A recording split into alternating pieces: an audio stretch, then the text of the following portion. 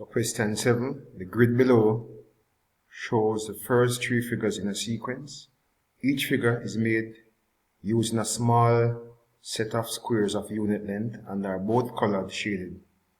With colored, and then we have the white part which is unshaded. So, in the space provided, draw figure 4 of the sequence. I know this figure 1. This figure 1 there, it's like that. So figure 1, notice we're going up by the diagonals. So figure 1 has 2, 3, 4, and then on top of that we'll have 6. So we'll have 5 and then 6 on top of that. So let's see what's alright. So we'll start here. So 5 diagonals. So 1, 2, 2, 3, 4, 5, and then we should have 6. Notice each of them. So 3 on top, 4 on top, 5. So I guess we'll have 6 on top now. So 1, 3, 2, 3, 4, and I'm sure you can do some better shading. 5 and 6 of those boxes on top, alright? So figure 4 should look something like that. Alright? Let's continue.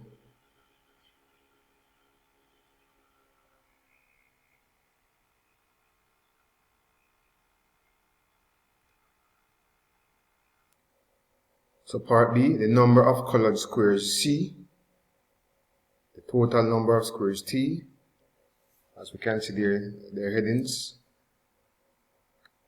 and the perimeter P. We're asked to complete the table here based on the patterns. We have patterns that are being shown here. So notice the total number of squares, notice it's always a figure number n. Notice in the final column is always n plus 2 square. So 1 plus 2 square, 2 plus 2 square, 3 plus 2 square. So the next one will be 11 plus 2 square. 11 and 2 is 13. Square 13, we get 169. So here it will be n plus 2.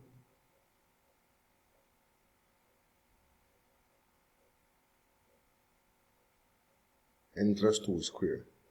But of course, alright? Let's see now. So far, let's see how we are getting the perimeter. That's the third column. The third column, notice here, so let's see, so 11, how did 11 become 52? How did 1 become 12?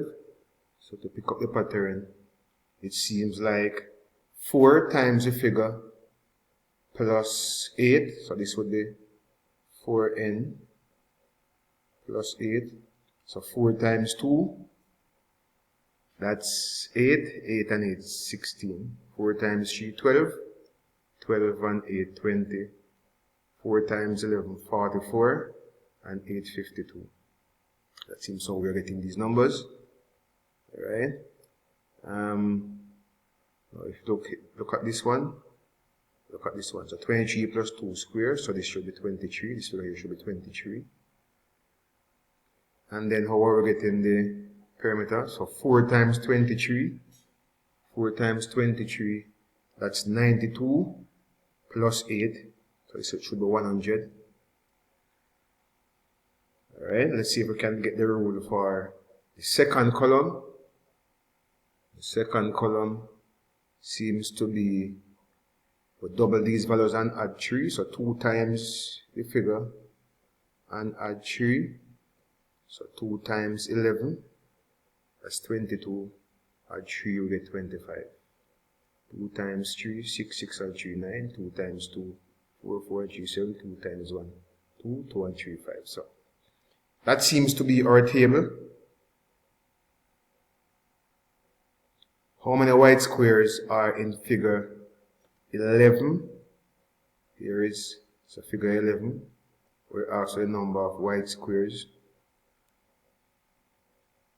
So the number of white squares in figure 11. Alright, so the number of white squares, well, white, W-H-I-T, the number of white squares will be the number of, the total number of, so for figure 11, notice the total number of squares, that's 169, and the number of colored squares, that's 25. So it's 169 minus 25, and that should give us 144. Question 8.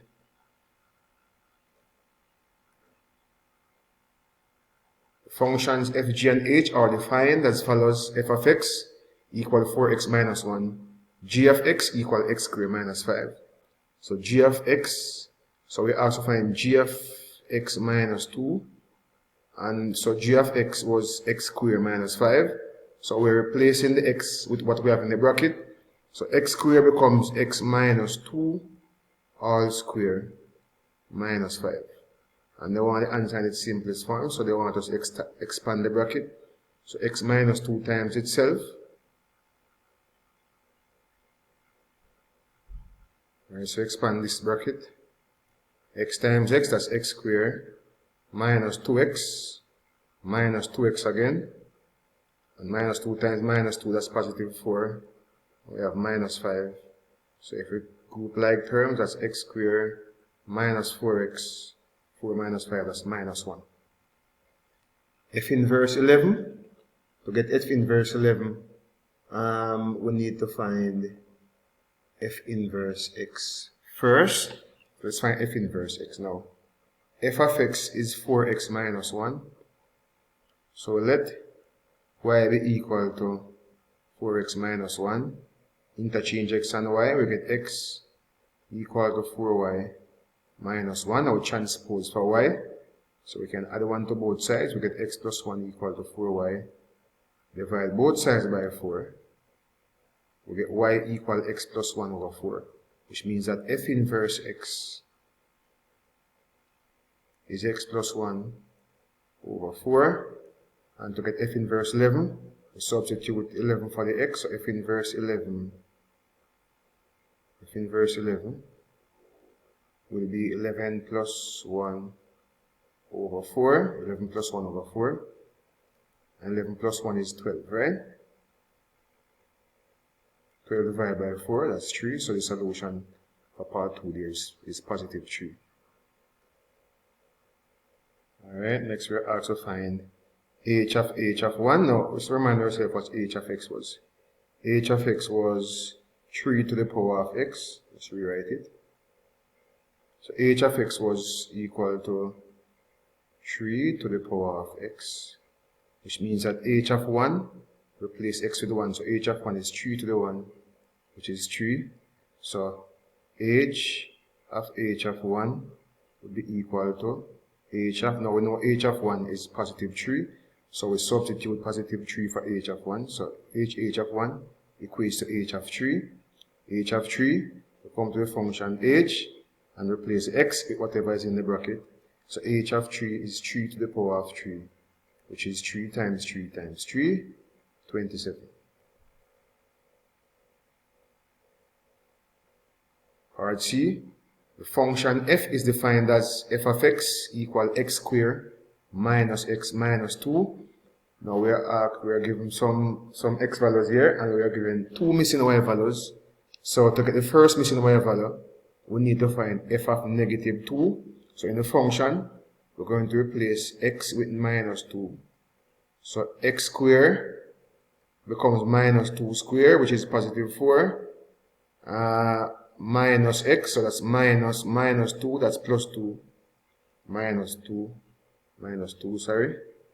So we end up with 6 minus 2, which is positive 4. So this should be positive 4.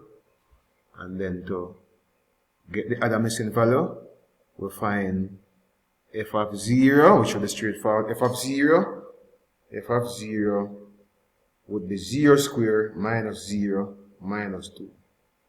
So this would be negative 2. Alright? So the question asks us to plot the graph using a scale of 2 centimeters to represent 1 unit on both axes. Alright, so 2 centimeters for 1 unit. So this is 0. So every 2 will go by 1. So 1, 2, 3, 4, right? And also for the y-axis goes to negative 2, so let me just so minus 1s, minus 2, and then the x-axis, the domain is from minus 2 to positive 3, so 1, 2, 3, minus 1. So counting by every 2 blocks, every 2 centimeters, right? So the first point, the plot is minus 2 to positive 4. So minus 2 to positive 4, that would be here. Alright. The next point we plot would be minus 1 to positive 0. Minus 1 to positive 0, that's here. The next point, that's 0 to minus 2, then 1 to minus 2, so that's 0 to minus 2, that's here. Then 1 to minus 2, that's here. And then 2, 0, and the 3, 4. So 2, 0, that's here. And 3, 4, that's here. Alright, so now we have a quadratic graph.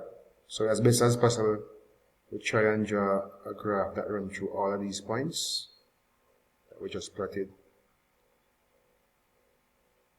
Alright, so come, and then it will come again. So the graph should look something like that.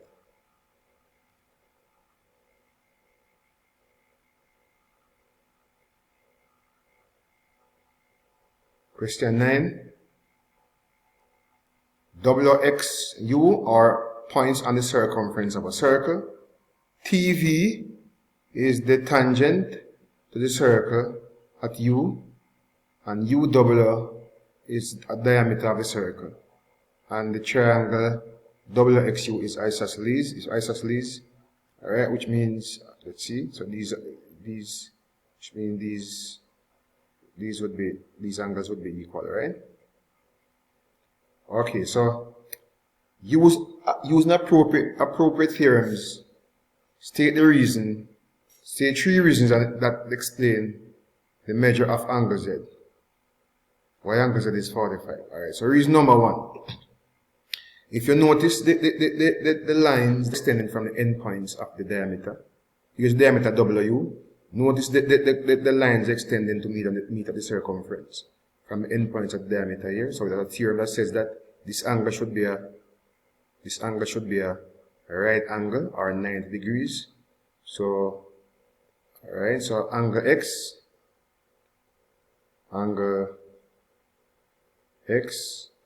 is 90 degrees since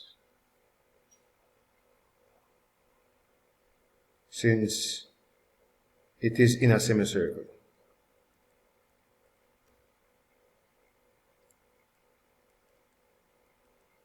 Alright, so semicircle, that's half of a circle.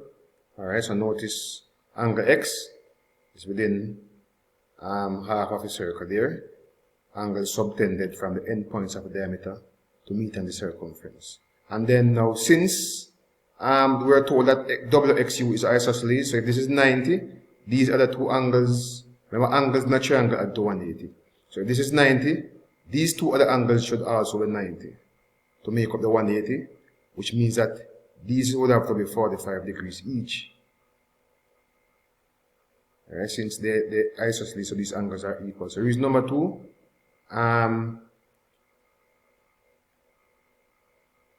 so angle XWV and XUW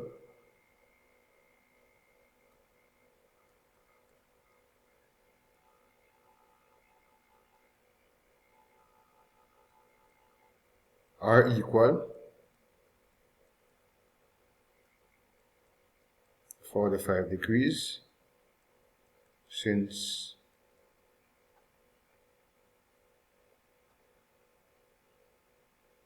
this angle XW and XUW, so it's XW, right? XW, right? So are equal to 45 degrees, since triangle XW is isosceles. Alright, so these angles would have to be 45, opposite and equal. Alright, now, and then now, this angle, the angle between the diameter here and the tangent is a right angle. Alright, so diameter XW and TV. So angle between diameter XU and tangent TV is a right angle, it's 90 degrees. Alright, so the theorem says the angle between W and TV. Alright, so this angle is a right angle. Alright, so since this is a right angle, that means Z would have to be 45 degrees. Alright, because so Z would have to be 90 minus 45, which is equal to 45 degrees. Let's move on.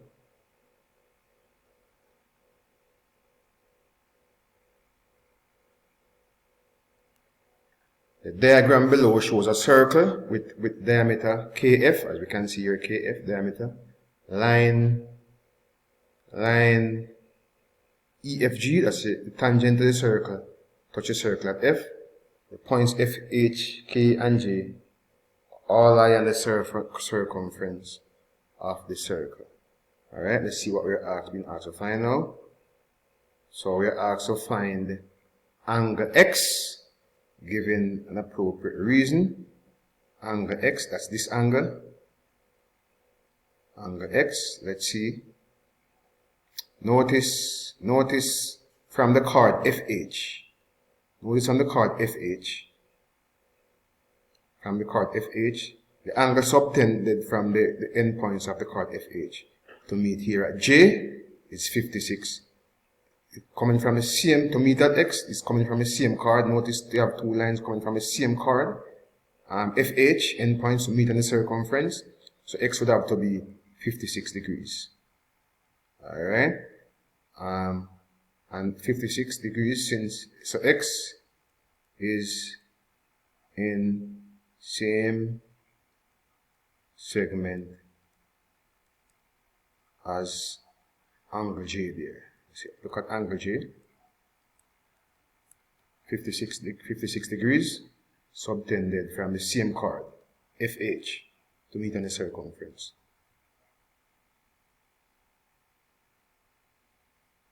Alright, next, angle Y. Alright, angle Y, let's see if we can, so this is 56 degrees, so this angle is 56 degrees. Which means that now notice this angle, let's see if we can find this angle. Remember, angle in angles in a triangle had to give 180. So to get this angle, let's call this angle. Let's call this angle theta. Let me just call it.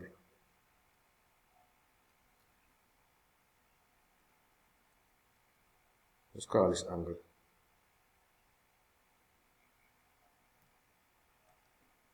theta, right?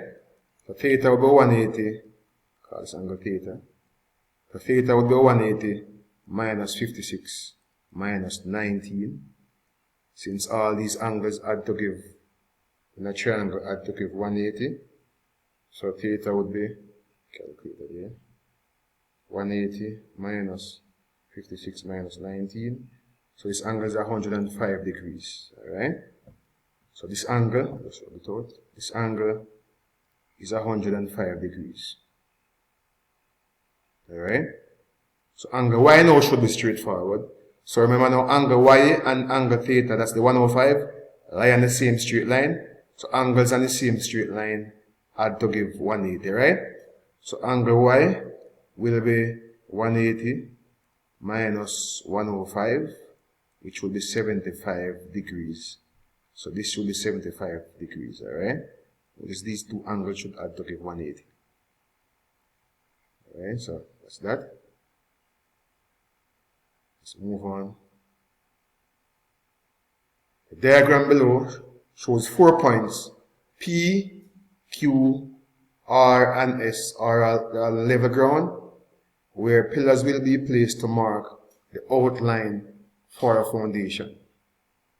There is a vertical post RT, at R from Q. The angle of elevation of the top of the post T is 21. Alright, so let me just tap here. Let's do a little sketch here.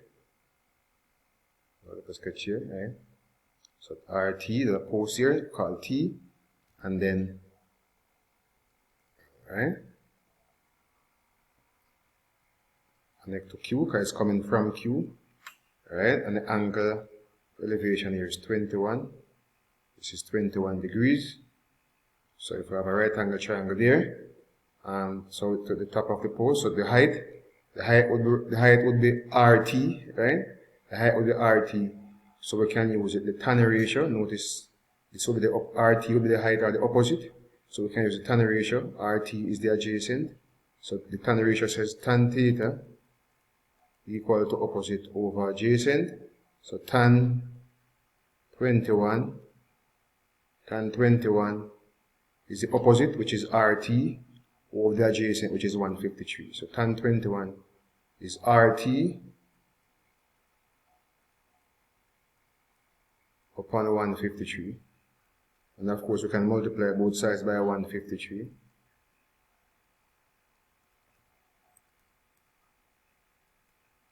Like that. So RT, which is the height, is equal to 153 times tan 21. That seems to be 58.7 meters. So 58.7 meters. Let's continue.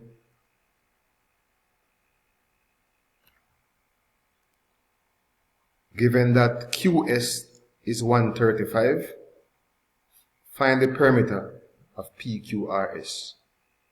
So QS is 135.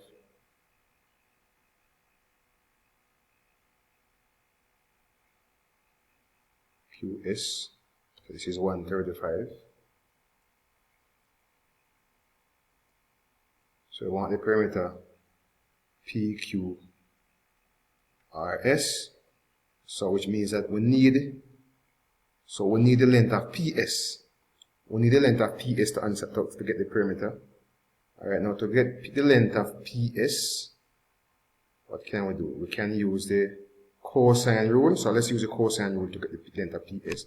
So I'm using the cosine rule. Let me put it here. So PS. So cosine rule says PS square is equal to the square of the other two sides in the triangle. Here, so we're looking at the triangle PQS. We're looking at this triangle PQS. So PS square is equal to 83 square plus 135 square minus 2 times the same two sides, 83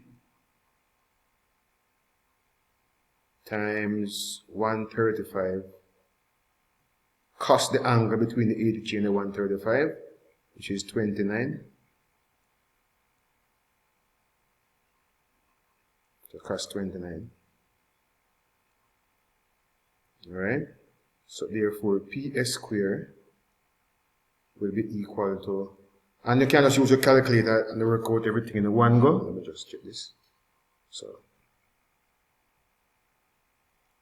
So PS square is 5,514, which means PS would be the square root.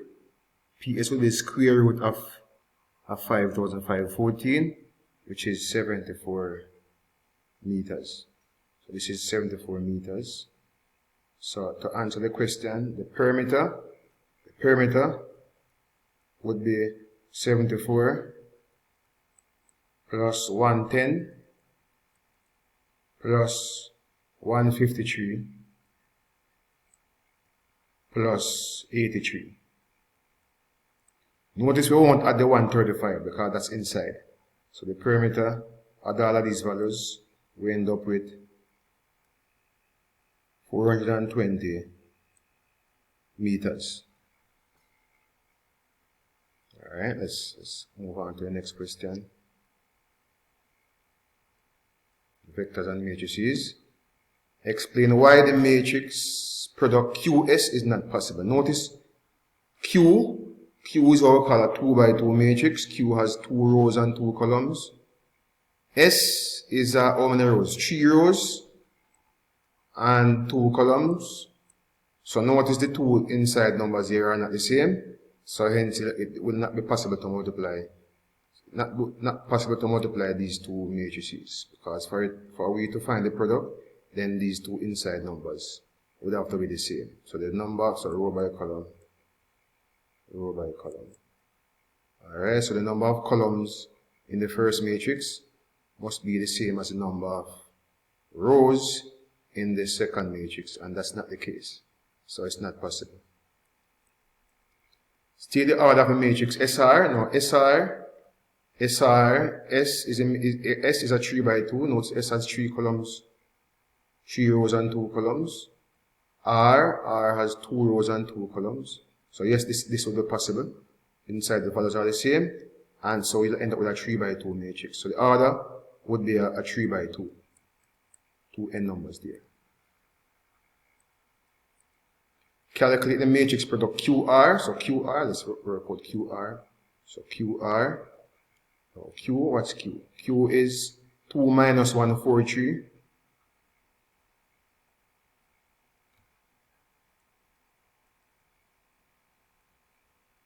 And R is 16 negative 54.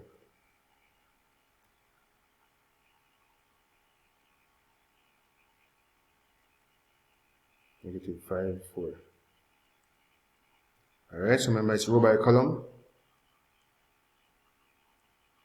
Alright, so we're going to take the top row, 2 negative 1, and apply it to the first column here. So first number times first number, second number times second number. So we're applying 2 minus 1 to 1 negative 5. So that's 2 times 1 plus minus 1 times minus 5. Then we apply the same top row to the second column. So 2 times 6 plus minus 1 times 4. Remember, first number times first number, second number times second number. Then we'll do the same thing with the bottom row. Apply 4 to 1 negative 5. So 4 times 1 plus 3 times negative 5. And then we apply 4 to 6 4. So 4 times 6 plus 3 times 4. And you can use a calculator here to assist you. So we end up with now, this is 2 times 1, which is 2. Negative 1 times negative 5, that's positive 5. So it's 2 plus 5, that's 7. And of course, note we have is 2 by 2 by 2 by 2 by 2. So we should end up with a 2 by 2 matrix. Alright. Next one here, 2 times 6, that's 12. Minus 1 times 4, so 12 minus 4, that's 8. In the bottom row, 4 times 1, that's 4. plus 3 times minus 5. So this is 4. 3 times minus 5 is minus 15. So it's 4 minus 15. That's minus 11. And the last one, 4 times 6 is 24. 24 and 3 times 4, 12. So 24 and 12. That's 36.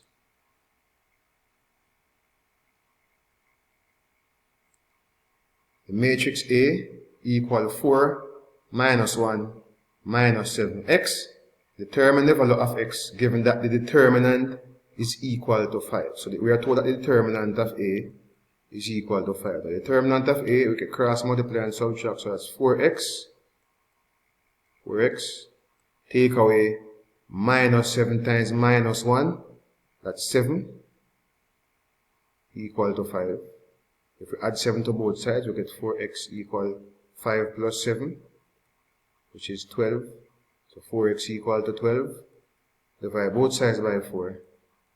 X equal to positive 3. In the diagram below, OPQ is a triangle, and we can see that there. OPQ is a triangle. ARB and AOQ are straight lines. We can see ARQ, we can see ARB and AOQ, they are straight lines. B is a midpoint of PQ. R is a midpoint of AB. OR, the ratio OR to RP, that's 1 to 3 ratio. And we are told that OP is A and OQ is A, so OP is 4A and OQ is 8B. So the question asks us to find, in the simplest form, the vector PQ. So PQ, we can use a triangular law. So the vector PQ, notice it, we're going from P to Q. So from P to Q, you can go P to O and then O to Q. So PQ, that's P to O and then O to Q. Now P to O, notice OP is 4A. So PO, different directions, so different signs, so negative 4A. And then OQ is 8B. Alright, so the vector PQ is minus 4A plus 8B. Next, we're asked to find the vector PR. Let's go back to the diagram. PR.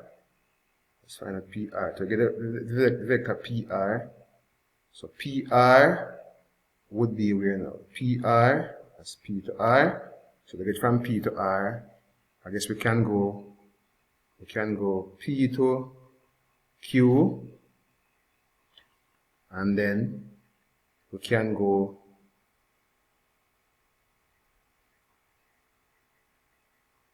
Q to O, and then we can go O to R. Alright? So PR, or something easier we can do to get PR. Notice OR to RP, that's the ratio 1 to 3. So we can break it up into quarters. So let's say O to R, that's a quarter. That's another quarter. Let's say that's another quarter. Alright?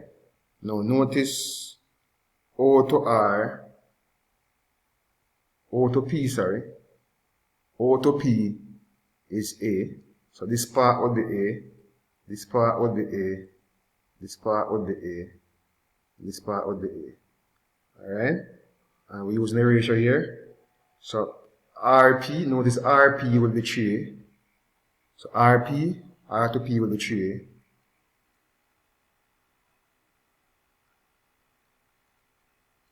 Which means that PR would be minus 3. So PR, the opposite direction, is minus 3. Now we are also asked to find the vector RB. Let's go back to the diagram. RB RB. So RB, let's see it here. How can we get RB? So to get RB, we can go,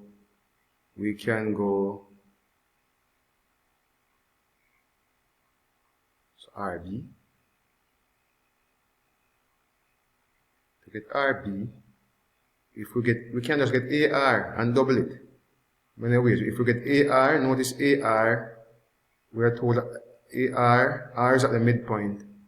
R at the midpoint of AB. So if we know AR, then RB would be the same thing. Alright? So let's get AR. AR seems easy to get. R is it? R, better yet, RB. To get from R to B, so RB, we can go R to P, since we have RP, R to P, and then P to B. R to P and then P to B. So R to P, that's positive 3A, plus, now P to B, now we found PQ, this is PQ, this is PQ, this is PQ, alright? So PB is half of that, because remember B is the midpoint of PQ. So PB will be half of PQ. So PB will be half of PQ. And what was PQ? Negative 4A plus 8B. So this will be equal to, so 3A, and then half of this, so that's minus 2A, and half of 8, that's 4B. So we end up with 3A minus A, that's 1A plus 4B. So RB is equal to A plus 4B. And that's it.